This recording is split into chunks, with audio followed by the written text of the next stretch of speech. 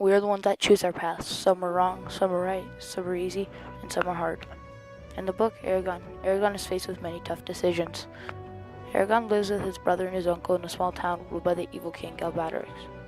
One day, in a forest near his home, he finds a stone.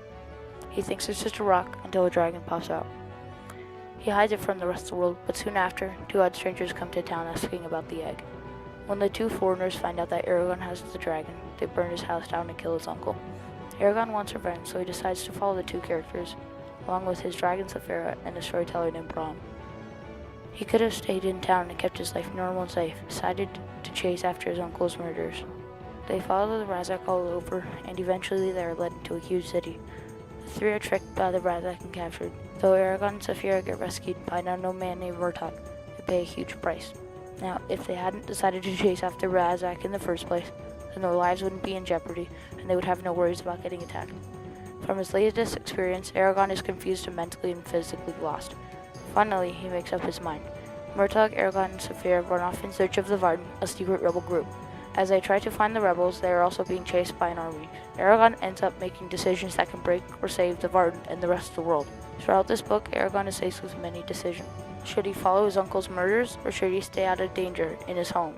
Should he stay and fight an army for his city, or leave and keep hunting the Razak for himself? I have decisions to make every day like this. They aren't problems that will change the entire world like Eragon's, but much smaller, or ones that still have an effect on me. Decisions also have an effect on others. Eragon's uncle might not be dead if Eragon hadn't picked up that stone, and Saphira would not have hatched at all if Eragon hadn't happened to be walking through the forest that day.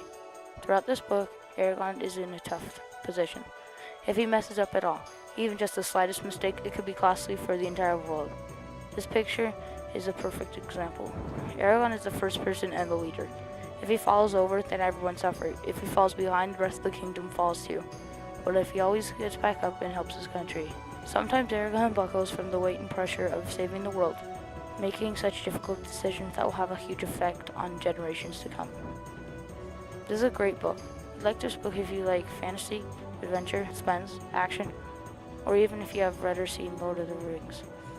This book is one of a series, and once you start, you will want it to end. Knowing past, you can see how Eragon has evolved as a character. He gets more confident and more experienced throughout his life. This is just like everyone in our world. We get more experienced and confident and become better judges for life decisions. This is a really awesome book. What's awesome is how addicting and interesting it is. There are no boring parts. You will never want to stop reading Eragon. I think this theme is very important because everyone has paths and choices, and we are the ones that decide which ones we follow.